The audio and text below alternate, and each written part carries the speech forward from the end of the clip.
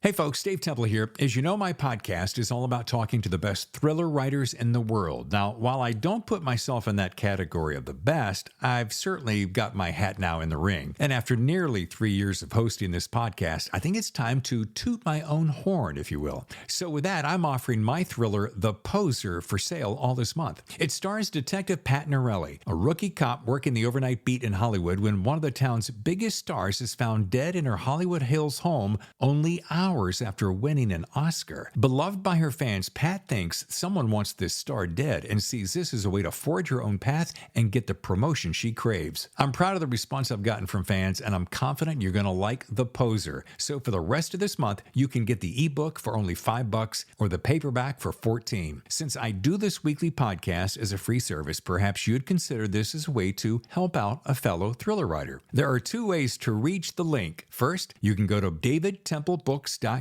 scroll down to see The Poser, click, and you're on your way. Or head over to Amazon. You can find it there. Again, davidtemplebooks.com or Amazon. Thanks in advance for your support. And now, on with the show. On the next Thriller Zone, New York Times bestselling author T.J. Newman and her new action thriller, Drowning, the Rescue of Flight 1421. Hello and welcome to the Thriller Zone. I'm your host, David Temple. And on today's show, we have a very, very special guest. She is, you could call her Hollywood's latest darling. You could call her the talk of the town. And what you really should be calling her, one of the best action thriller writers in the world today. And as I promise you, this is your front row seat. Guess who? T.J. Newman, and the book is Drowning. This book is amazing. Easily one of the best books I've read this year, which we're going to dive into and talk about from front to back during the show. But I'll tell you, every once in a while you get a little bit extra excited and just a wee bit nervous because she's a rock star. But man, is she delightful. So without any further ado, please welcome T.J. Newman. T.J. Newman, author of Drowning, is with us. And there's T.J., first of all, welcome back. Thanks so much for joining us today. This is so exciting. Truly my pleasure. I really am grateful to be on. Thank you. We're recording this on a weekend. It's going to drop on Monday, just days before, like maybe, 2 weeks before the book actually drops. So I know that you're deluged, fancy word for drowned in many, many responsibilities. So thank you. If it drops on the 15th, that'll be 15 days to publication. Not like I'm counting or anything. I know you got it in hours. There are three words that I overuse, and I'm going to say them right now. One's kind of grandiose and overused. The others seriously overused, and the third one is a bad word, but I'm going to use them anyway. Epic, wow, and I mean, I'm just going to say that because this was a wow, and it was epic, and I exclaimed that third word a couple of times because I thought, just when I thought, I'm going to be honest with you, TJ. When I read Falling, I kept going, and I loved that book. I was like, how is she gonna top this? I mean, that's fair for me to say that, to think that, right? I asked myself the same question. So yeah, I think it's a fair question. So then I get this book, and I'm not 3 pages in. I'm like, oh, well, she did.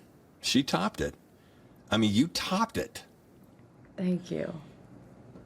And I think let me do this. Can you give me your elevator pitch? I got plenty to say, but I'd love to hear your elevator pitch so that I don't give away anything that I shouldn't, and I want to be a good boy. So that is a good point. It's tricky with both of my books. It's kind of like I can get through like about the first couple pages, and then after that, it's kind of like I'm moving into spoiler territory pretty fast here. So yes, I did have to sort of hone like what is the setup, what is the pitch. So for this book, the elevator pitch is Drowning tells the story of the rescue of Flight 1421, a flight from Honolulu to San Francisco that crashes into the ocean 6 minutes after takeoff. The passengers immediately evacuate until an explosion forces those who didn't get out in time to close the doors. But it's too late. The plane floods and sinks, with 12 people trapped inside, including a father and his 11-year-old daughter.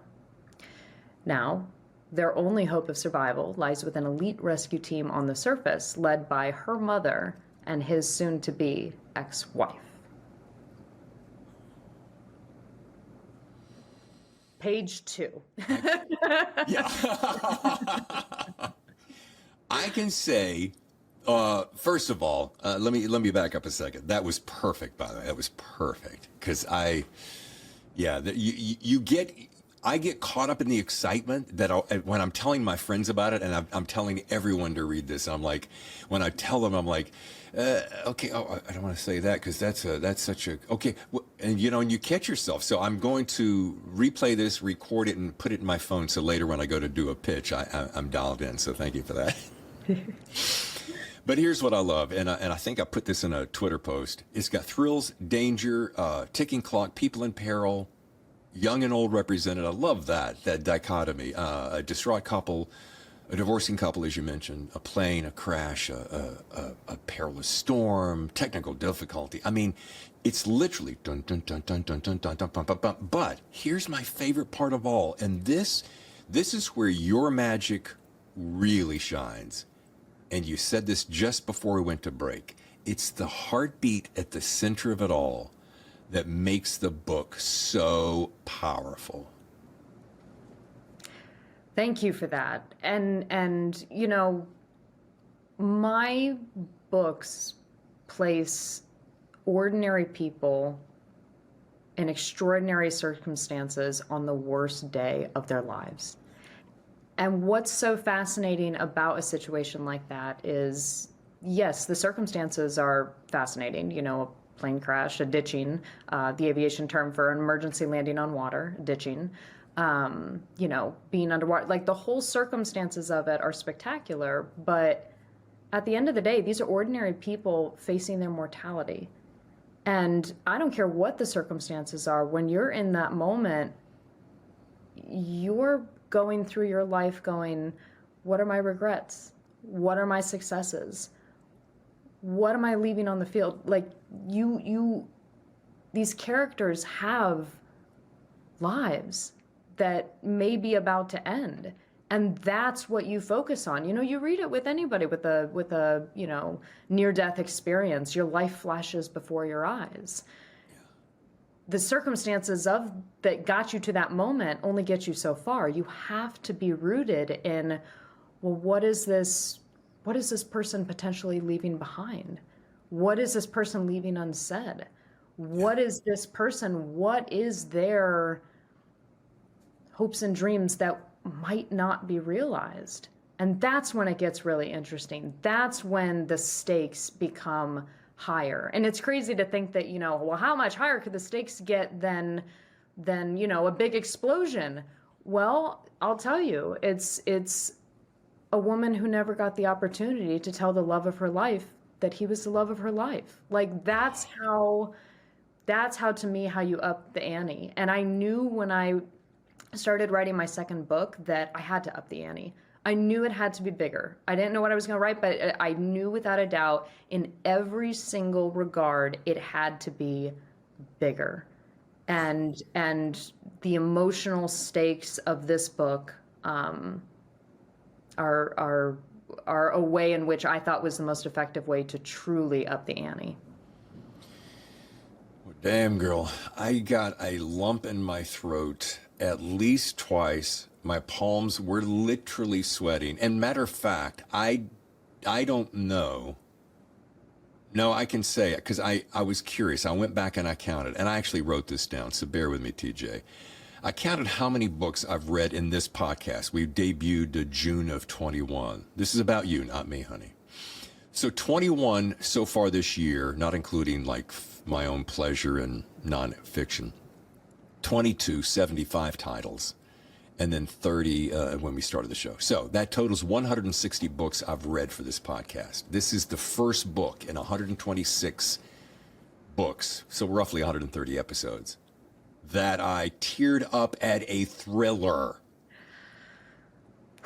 You're You're making my day. You're making me so, so happy. Thank you. That is no BS. I tell it like it is, and I wanted to make sure when Tammy, I was sitting out the backyard when I finished it, which is the photograph that took place on my Twitter feed. And I'm like, I got to capture this moment right now, as corny as that may sound, because I'm like, this is going to be one of those turning points for me. And I captured it, and Tammy came out. She goes, "What's up?" And I said, "I just finished." She goes, "How'd you like it?" I'm like, good news, bad news. Good news, I absolutely loved it. I cannot believe it. It's the fastest book I've ever read. I think I read it in 2 sittings. She goes, "What's the bad news?" I said, "Well, you're going to read it, and it involves 2 of our worst fears. My worst fear and her worst fear. My worst fear, not flying. My worst fear is drowning. I've almost drowned twice. Her worst fear is claustrophobia.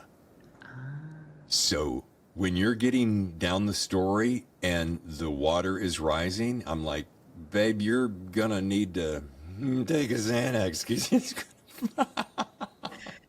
I sort of anticipated that, and I knew, obviously, it's a fine line, right? Because you want to deal in the extreme emotions, and the fear of those things is a very extreme emotion for all of us. But no one's going to want to read that for 300 pages. You're not going to want to sit in that feeling for 300 pages. So it was important to me to do sort of the intercutting between the plane and the world on the plane, the passengers that are trapped with water rising and air shrinking, at the bottom of the ocean, countering that by intercutting to the surface, which is, a fully, you're open, you're out, you're on the surface. So intercutting between those 2 worlds, I knew that was an important thing to keep the reader feeling, just right on that edge of where that tension is almost too much. And then you get a chance to breathe. Okay, we're back up on the surface. We got the waves, the sea. It's set in Hawaii, so it's a beautiful circumstances. So I tried as best I could to give the reader a break. Mission accomplished. And by the way, you have one line. I don't think it's actually a pitch on your book, but I've read it somewhere, TJ, and it's this line: "There's not much time. There's even less air." And that's the villain of the story. The villain of the story is time and air. And I was fascinated by that. This idea of like all of the people in the circumstances, even though we do have conflict of, who's got the best idea of how to make this happen. There's always going to be human conflict, but ultimately they're fighting for the same thing. Everyone in that plane and everyone topside is fighting for the exact same thing, which is every person on that plane to survive. And the thing that they're up against is time and air. Yeah. I could continue to geek out, but I want to be super respectful of your time. On our next meeting, when you come around with 3rd book, I'm going to make sure you and I sit down in the same room, because this is where the show's going to start going, is sitting down across from each other, because girlfriend, you and I can go on for hours. Okay. Is that fair? Can we get a virtual shake on that? Absolutely. Virtual shake on that. Okay. All right. So here's something. And I want to do 2 things. I want to do a little bit more heart action, and I want to do a little bit of business. And as we, make our way toward wrapping up. Let's do the hard action first, because that's really my favorite. Yeah, business is good and money is great, and I can't wait to make some someday, and you're making it, and we're all hoo-hoo, and that's great. But here's my thing. I love this. And I thought, okay, I want to ask TJ this one question. 2-part question. One is, which characters are most like you? And I picked out 3 specifically. So you got Chris, the wife and potential, in my opinion, the hero of the story. So you got Chris. You got Kit, the pilot, also another hero of the story. And then you got Shannon, the daughter, when in my heart is a little bit of a hero of the story, especially some of the lines she delivers at the end. And you're just like, whoa. So which one are you most like? Chris. Yeah. Chris. Definitely, definitely Chris. I love all the characters that you just listed. And that's so interesting to think Shannon, you know, the 11-year-old daughter, I actually hadn't thought about that. But I guess there's probably a lot of me in Shannon too, in that, you know, I'm not a mother, but I am a daughter. And so there's probably a lot of me in that perspective. You know, there's two, Shannon had a sister, I have a sister. So there's probably actually a lot more of Shannon in me than I realize as well. But if I had to choose, it would be Chris. I really deeply identified with her primal mama bear maternal instinct of protecting my child at all costs. I have two young nephews, and everything shifted once they were born and once they were in our lives, and that protective energy of I will not stop at anything to make sure you are okay. That is one of the strongest forces on the planet, I think. And it was fun to try to write that into this character, Chris, who will stop at nothing to protect her daughter and to save her daughter and to advocate for her daughter when she can't physically be there. That's my mom. That's my sister. That's what I've always seen and been modeled as what love and that sort of protective parental love is. And I think I channeled that feeling. Gosh, I'm getting emotional just even thinking about this. I've never really been asked that question or deep dive this much.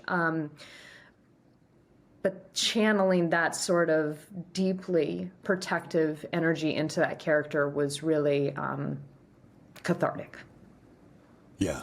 Well, good. I'm glad we can deep dive, as you said, because here's the thing. You know, anybody can ask the same standard questions, but I love to just really get into the heart of the matter. And when I was thinking about you as the author, if you know, we're told as writers, write what you know, and sometimes I vacillate on that, TJ. I sit on the fence, go, yeah, write what you know, but we're writers, so that's what our experience of imagination does. But people really do like to know when you have vested interest in it and you've actually lived it. So as a flight attendant, you make that check mark. As Chris, I don't believe you're married, but you know what that is. You can imagine what that is like. Then you have Kit the pilot. So again, it's back to flight attendant. And then Shannon the daughter. And you are a daughter. So you just checked all three of those right away. And I thought, that's why I asked that question. I'm like, you know, I bet you she is just pulling different parts of herself into the story, which is why it was so robust and heartfelt. Thank you. You know, it's that turn of phrase, you know, write what you know, I think is both absolute fact and also can be a hindrance. I think, you know, to me, the better thing is write the story only you can tell, which is what is your personal experience and your unique experience in this world, which is unique from any other person on this planet.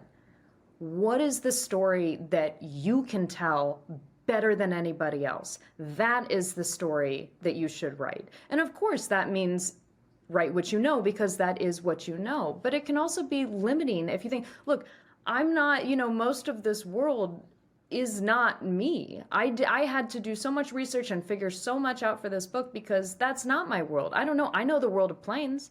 I know that world backwards, but I also know that world of planes when they're up in the air acting as they normally should. I don't know anything about, you know, a plane at the bottom of the ocean, you know, full of water. That, you know, I don't know that. So if I only write what I know, I'm not going to be able to write that. So you have to be able to figure out, you know, what it is. And I really do think that the idea is write, you know, write what no one else but you can write. And that's why also as a woman, I'm loving telling these stories because, you know, I just went into this, the way I just talked about maternal instinct, which is the same thing as paternal instinct. There's, you know, I write from my experience as a woman, but I'm sure any father out there listening is going, I know exactly what you mean. And I feel the same thing as a father.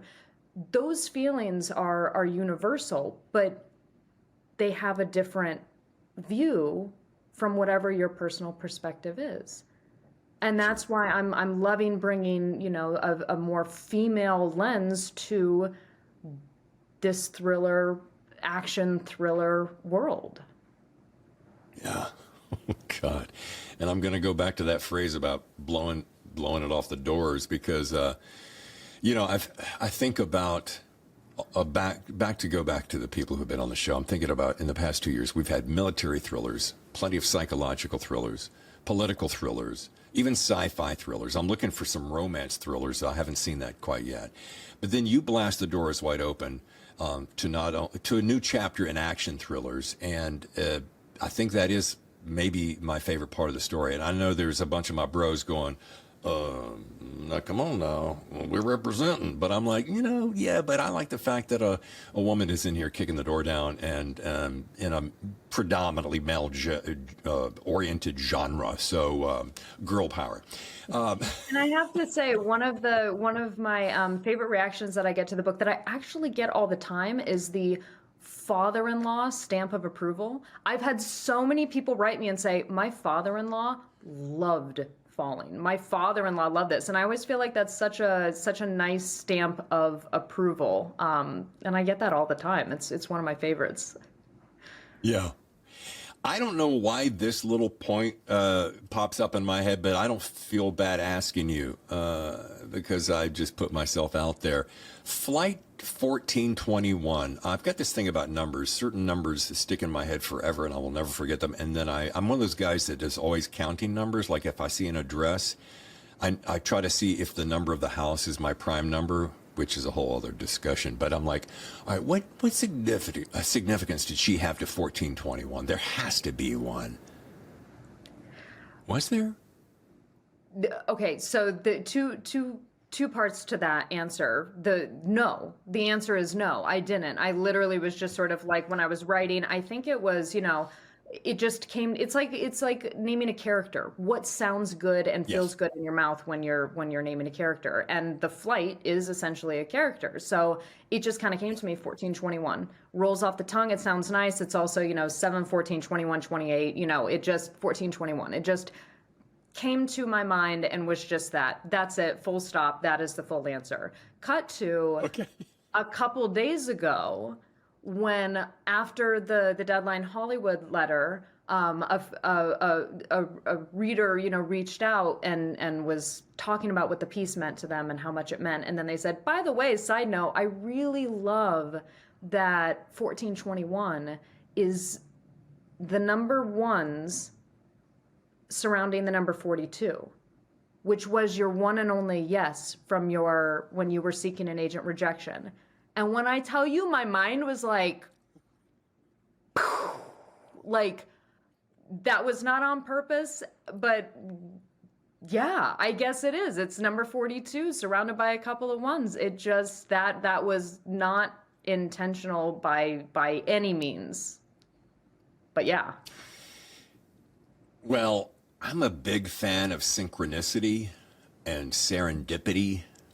I think once you get tuned into the frequency of serendipity and intention and attention and law of intention and all that, and you and I, again, I think we could probably carve out a couple hours on that. But if you follow that and believe in that, I have a very strong feeling, and I am going to tell you this story sometime, not right now, because it's all about you, girl. But it is a power in the universe that is existing, I believe, parallel to us, simultaneously, as though it's right here.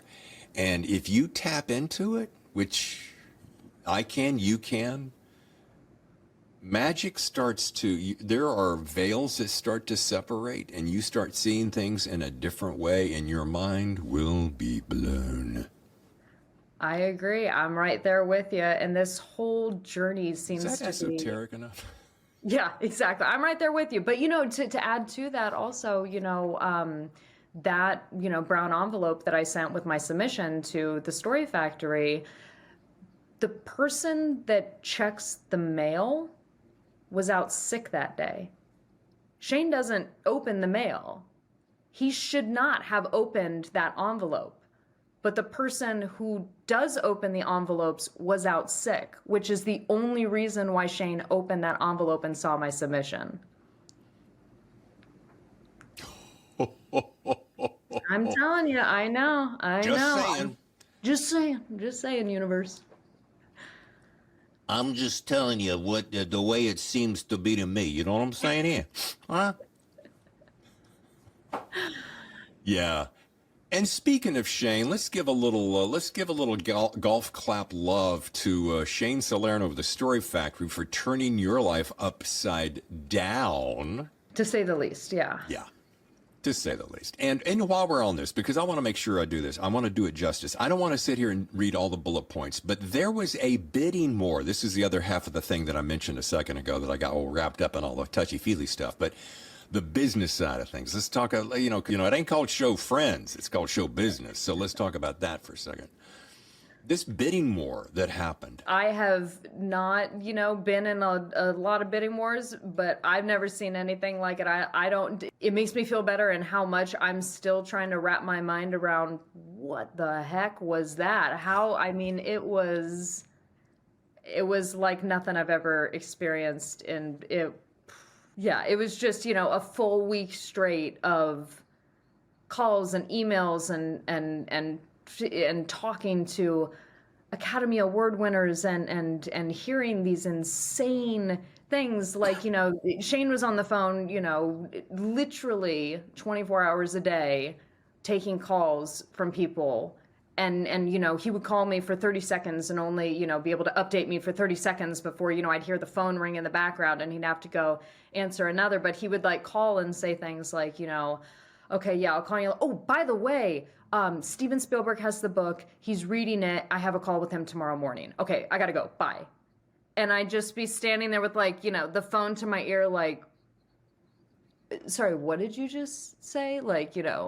Surely you can't be talking about that Steven Spielberg. There must be two. One's in Omaha or something. It's that guy. We're there's no way that the man who nurtured and inspired my entire creative experience is reading a story that I wrote.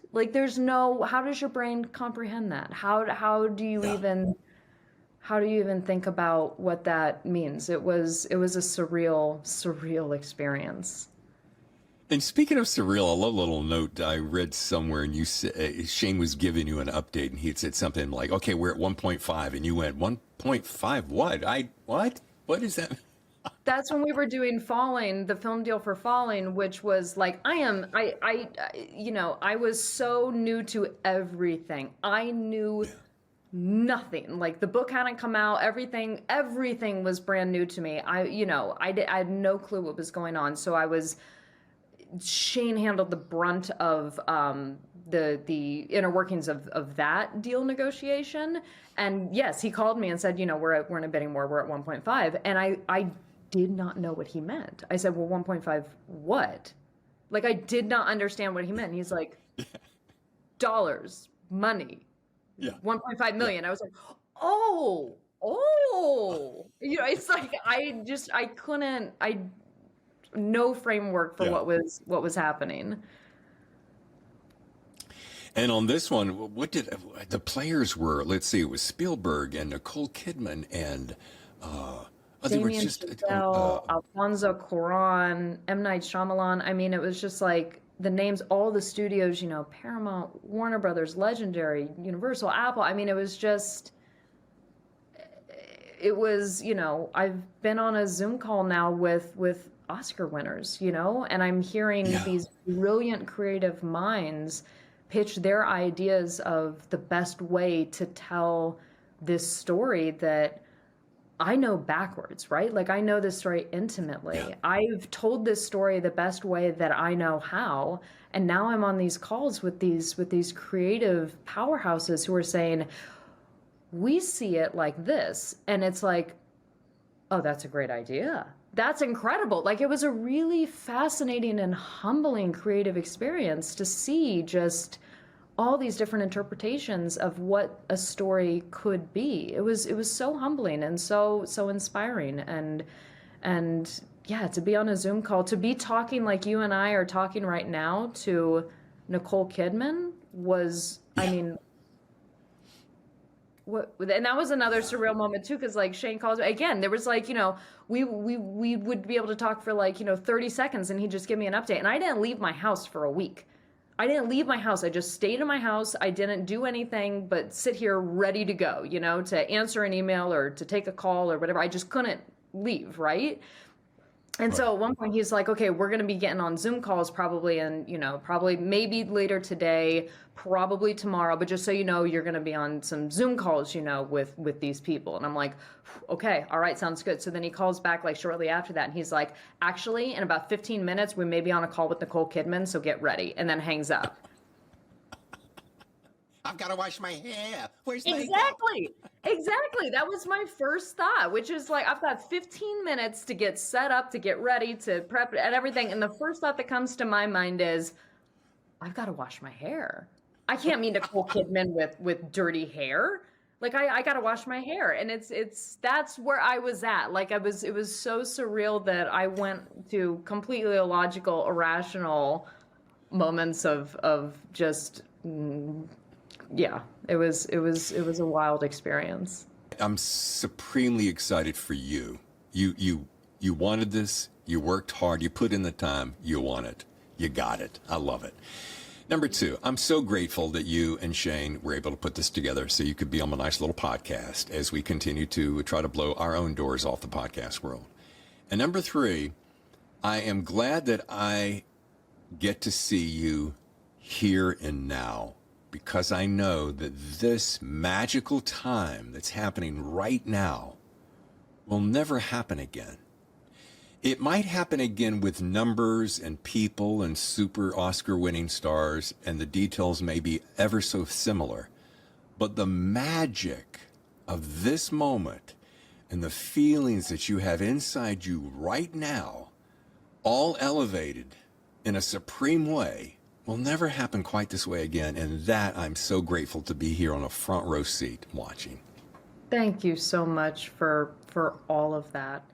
I do have to say, though, just to throw a caveat in there, I actually hope that those feelings never go away. When I was starting to write Drowning, in my head, I was thinking,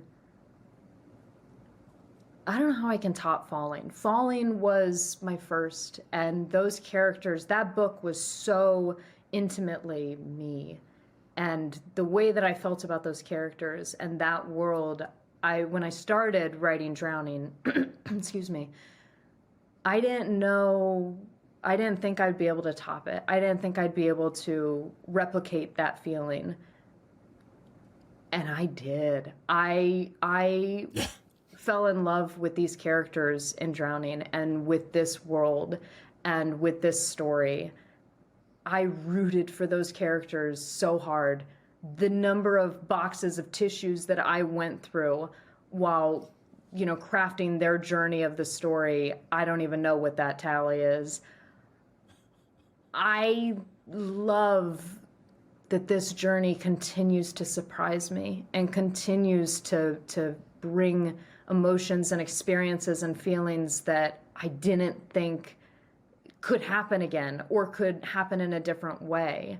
So I'm going to put it out there, actually, though, that, the next time we talk, it is going to be different and unique and something still this magical. And I think that, as I said sort of at the top, like, this is who I am. I'm a storyteller. This is what I was born to do. And I'm really not sure that feeling of the magic of that, the magic of writing a story in a book and having a reader read it and see the same thing that I'm seeing and have that experience together, that is magic. That is magic. And I don't know that feeling is ever going to go away. Yeah. And just for clarification, I'm speaking specifically to that very first, you see your very first sunrise or sunset or snow or whatever, it's that magic. But no, I think if you have this thing burning inside of you, it's a pilot light that never goes out. So it's just a different flavor of magic. How about that? There you go. Yeah. I like that. All right, as we start to wrap, there's two things we usually wrap the show with, because I realize I've been keeping you a good little amount of time, and I said I could keep, I could be talking all day long, but there's two things I want to do. One is I always close the show with your best piece of writing advice, and we've touched on a little bit, but I think I'd like to dial it in more specifically. And if you have an extra 93 seconds, I'd like to play a little rapid fire questions. It's a fun little silly game. If you've ever heard the show before, we do it at the end, and it's brainless fun. You still in? Sounds great. Okay. So let's start with best piece of writing advice. This can be, a lot of these listeners are first-time listeners. Some of them are first-time writers. Some of them are seasoned writers, but they love this part of the show where they get to find out firsthand, front row seat, what does T.J. Newman have to say to me as a writer as I pursue this career? To me, the best piece of advice that I can give, both in the craft of writing and also in the business side of writing, is very simple, and that's keep going. That's it. And I mean that from the craft perspective of, Falling, I wrote over 30 drafts of. Drowning wasn't quite that many, but it was relentless. I refused to stop working on those stories until I knew I was telling the story that needed to be told. And that doesn't happen fast, at least not for me. That takes time and energy and attention. And every page that you're writing, every scene that you're writing, every conversation that you're writing, every single sentence you have to look at and go, is this the best way to tell this moment? Is this the best way to tell this scene? And it goes from, the entire story down to a single interaction. You have to have that focus of, am I doing this the best that I can? And so keep going, keep working on it, and you'll find, I feel like that can easily get into the world of, perfectionism, and you're not willing to ever, because I'm sure I could pick up Drowning right now and with a red pen and make some corrections. So at a certain point, you do have to step back, but you'll know when you hit it. You'll know when you hit the point of, okay, this is it. I've got the story. This is the story that needs to be told. But in my experience, that only comes after you've really spent the time pounding on your craft and figuring out what the story actually is. And I would say the same thing from the business aspect of it. Those 41 rejections, I felt every single one of them, and I wanted to quit, and I wanted to give up, and I wanted to believe what those 41 rejections were telling me, which was that I should give up. Clearly, I wasn't good enough. That's what those rejections were telling me, and I wanted to listen to it, but I didn't. And the only reason I'm sitting here now is because I didn't listen. I did not let that voice win. And those voices are going to be everywhere. And I'll tell you, once you hit it, once you get your success, those voices don't stop. They're still there. I contended with them while writing Drowning. So you have to figure out a way to keep going, whatever that looks like for you. For me, it was, when I couldn't do it on my own, I leaned on my family. I leaned on my friends who I knew supported me, and let them remind me, keep going. You got this. You can do this. You know you can. You knew it was going to be hard. You knew it was going to be hard. So don't act surprised now. Keep going. That's it. That is so superb, TJ. Thank you. So good on so many fronts. And, quitting's easy. Back to this Deadline article, and I'm gonna have this in the notes on the bottom of the show. I'm not gonna belabor it much more, but one of my number 4 for me was right on what you just said. You said, believe in yourself and what you created. But the next line is what I think about my wife constantly. Find a partner who believes in you and don't stop until you get everything you've ever wanted. And they feel the same. And that's what I feel about my wife. And she's just always there. You know, those moments when you're like, you're on the 10th or 20th draft and you're like, maybe this just sucks. And she goes, no, keep going. And I love that. And then the closing thing was, and this is what you're doing now, is that when you finally get your break and you wrap your story with this, make sure you tell others how you did it and encourage them along the way. You know, the whole thing about tide lifting all boats. And I think it's just fantastic advice. Thank you. And it's I hope people hear it and understand it and believe it. It's like, you know, I didn't know anybody. I didn't know anybody in publishing. I didn't know anybody in film. I don't, you know, I don't have, you know, a family name. I don't come from any reason that, you know, someone should give me a chance. I don't have a platform. I didn't study writing. I don't have I didn't get a MFA in creative writing. I got none of that. And it's easy to believe that you have to have those things in order to get what you want, but I'm here to show you that you don't. That's not true. It can be done. So do it. Keep going. Keep going. Believe in what you're doing and keep going. All right, this little sounder means it's time for rapid fire questions. Very easy. First one, it's a layup. Pen or keyboard? First book, Predominantly. pen, I wrote by hand in the forward galley and penned all of much of Falling by hand in the forward galley on red eyes while the passengers slept. For Drowning, I keyboard for Drowning. That being said, I outlined extensively for Drowning. I was a total pantser. By the way, do I have to wrap this up in 90 seconds, all my answers too? No. All right. There's no time limit whatsoever. I do that because I'm afraid that you're like, Dave, come on, I got bigger people on the line.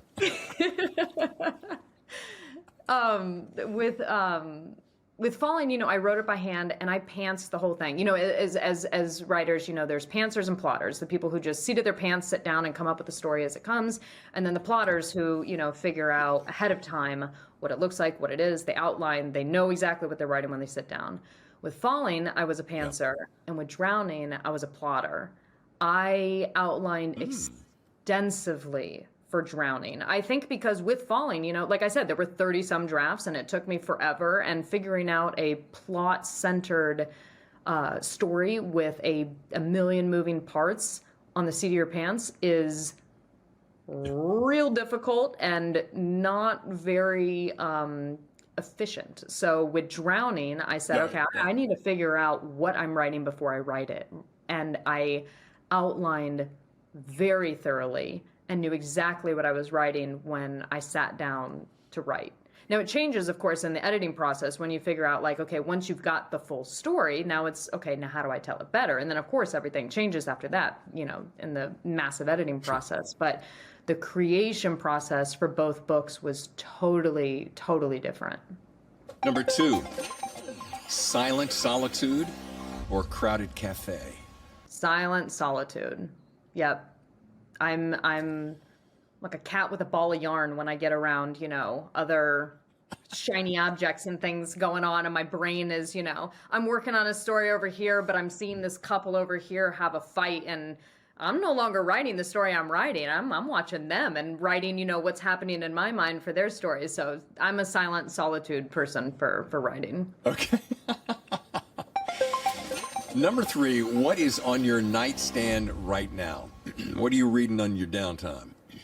On my nightstand is a stack of books that, so when I read at night, I don't let myself read whatever fiction writing that I'm reading right then, or nonfiction. Basically anything that's going to make me think too hard, because my brain goes and then I don't go to sleep. So on the books on my nightstand, I've got a whole stack of books that are either poetry or you know, Emerson or Seneca or some sort of, you know, esoteric piece that basically puts me in a more relaxed, prepped and ready for sleep state, a Zen-like state, as opposed to, reading whatever thriller I'm reading right then or whatever nonfiction book that I'm reading right then, which is entirely geared for, the cogs in my brain to start turning, which means I'm not going to sleep. Yeah. Well, folks, if you have this one on your nightstand, you'll be up all night. All right, number 4. You finally get to stop this whirlwind and take a much-needed vacation. Now, here's what I want to know. And this is an old bit from my radio days. What's one book you're going to take with you? One book. What's one drink you're going to enjoy while you're on this little piece of paradise? And what's one playlist that you're listening to while you're relaxing? So playlist could be a genre, it could be a person. I don't want to get too technical on that. So again, one book, one drink, one playlist. Music. That's a great question. Thank you. I mean, I guess the question also is where. If I'm on the beach, it's a margarita. It has to be a margarita. If I'm in a cabin, if I'm in the woods, it's got to be a glass of wine. So that's my drink. And by the way, that's in one hand, and then the other hand is coffee. I'm always, got a cup of coffee and a cocktail at like all points in time. So I think that's the writer's uniform, right? Is like a cup of each in each hand. That's just what it is to be a writer. I'm gonna make a T-shirt with that very thing. Yeah. I just started this book. I'll go with the book that I just started called book called The White Road that I just barely cracked into and just started. So I'm gonna finish that one up. And what was the third part of the question? I'm drinking. I'm reading. And what are you gonna be listening to? What you're going to be listening to. Used to be the days, what's the one CD you would take? And then the other day when I asked somebody that question, much younger than me, I might add, they don't tell me they didn't know what a CD was. Yeah, don't tell me they didn't know what a CD was. They didn't know what a CD was. I'm like a round disc, shiny, that you play. They're like, what? I'm like, okay, I'm not that old. TJ, I am not that old. Hey, you know what? You want to know something? I actually figured out recently how to burn a CD. I actually have the capacity to burn CDs, and I'm burning mixed CDs now. Look at that. It is possible. It takes quite a few workarounds, but it is possible to still burn CDs in this day and age. And I like making, look, I grew up in the era of, burn CDs and mixtapes and all that. So I'm the girl also who still orders all my favorite movies on DVDs. I order DVDs all the time. So I am definitely not the person who doesn't know what a CD is. But what I'm listening to, that's again going to depend on location. If I'm in the woods, it's going to be folk. It's going to be a lot of acoustic guitar. It's going to be, Paul Simon is my favorite artist of all time. I'm a huge fan. He's got a new album coming out actually next week, I think. So yeah, that's what I'm listening to if I'm in the woods. And if I'm on the beach, it's probably gonna be, some beach tunes. There's a group called Hapa. They're a Hawaiian, like classical Hawaiian music band, Hapa, and I'm completely obsessed with them. And anytime I go to Hawaii, they're all I listen to. Hapa, they're great. HAPA? And I actually listened to them quite a bit as I was writing Drowning, because it takes place in Hawaii. So there was sort of, especially there's one chapter that takes place in like the foothills of the mountains, and it takes place in the central character's home. And so I sort of wanted that Hawaiian feel to it. So I listened to that quite a bit to get me in the mood for that. And with this grand finale, Tammy and I, Tammy, my wife, you'd love to meet her, invited you and a friend to join us for a dinner to celebrate your recent movie deals. We do this a lot with our guests on the show. We'd love to have you bring actually 2 people to round out the evening. So it'll be Tammy and I and you and 2 people making 5. See how I did that? So that friend can be a friend, it can be a significant other, and then the remaining person can be someone you've always wanted to meet. Living, past, it doesn't matter. So who would those 2 people that you'd bring with you, who would they be and why? We're celebrating you. It's all about you, girl. Well, if I get sort of like the magic wand question, it's like, no, this isn't about me. I'm bringing somebody back, that I want to know, like, the questions to, like, I'm bringing back Shakespeare. I want to know, like, now, how'd you do this? Like, literally, how did you do this? Which I feel like that's probably a very cliched answer, but that is the answer, It's like, if you could get in the room with anybody, you'd get in the room with the people who do it better than anybody else and just go, okay, you talk. Here's that margarita. Yeah. I would love to give Shakespeare a margarita and say, now go. No, go. Me and Shakespeare drinking margaritas, him talking, me listening, me taking notes, that's the dream. Shakespeare, Christopher Marlowe, that would be the interesting thing too. It's like, when you go, it's like, is it Shakespeare or does Christopher Marlowe come out? Who actually wrote it? We'll see. We don't need to go into that conspiracy theory and those historical thoughts, but yeah, that's what I want to know. Go to the best, that you got in that field and ask them how they did it. And I guess if I'm bringing someone along that I know, if I'm having dinner with Shakespeare, if I'm having margaritas with Shakespeare and my mom's not there, she's gonna be pretty ticked off. She's a huge Shakespeare fan too. We both are, and so she'd be upset to miss that masterclass. So I'm having margaritas with you and Tammy and my mom and Billy Shakes, and it's gonna be a great time.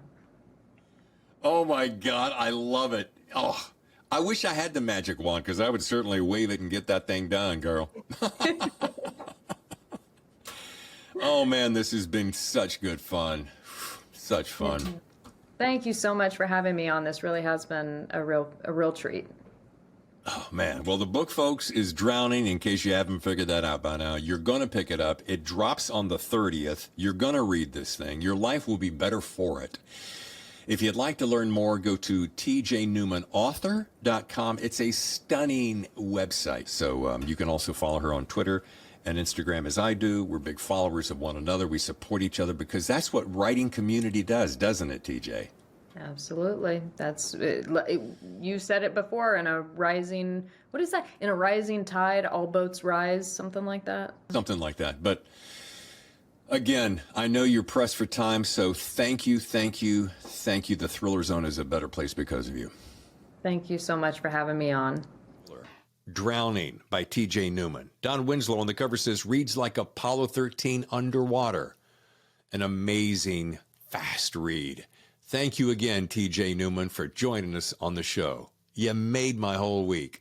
And as you know, this show is all about you folks, all about highlighting the best writers in the world. And if you find yourself among those, you've got a brand new book getting ready to release, do yourself a favor. Just reach out to me. You know where I am. Website, thethrillerzone.com. The email, thethrillerzone@gmail.com. And of course, you can follow us on Twitter and Instagram, again, at The Thriller Zone. But, I love to have the stars on. I also love to have the up-and-comers. It's all about story, all about getting the word out. And as we try to bring you the best show we possibly can, and I love my job, and I hope it shows. So if you like what you see, do me a favor, and it won't take you but a second. Leave us a review anywhere you watch your podcast, watch or listen. Even better, maybe. Have you been to YouTube? Have you subscribed? We're at youtube.com. Guess what? The Thriller Zone. Pretty excited about Wednesday's show. 2 shows in 1 week. Coming up on Wednesday, Chris Haughty and The Devil You Know.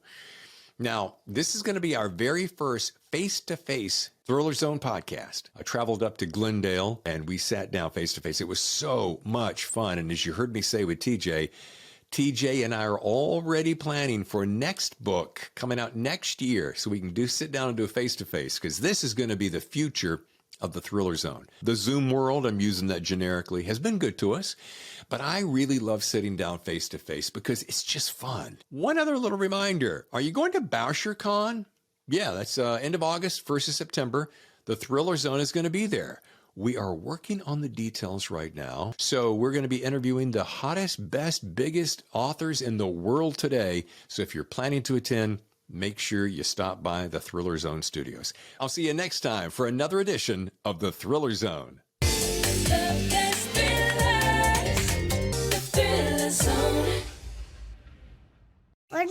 Popo.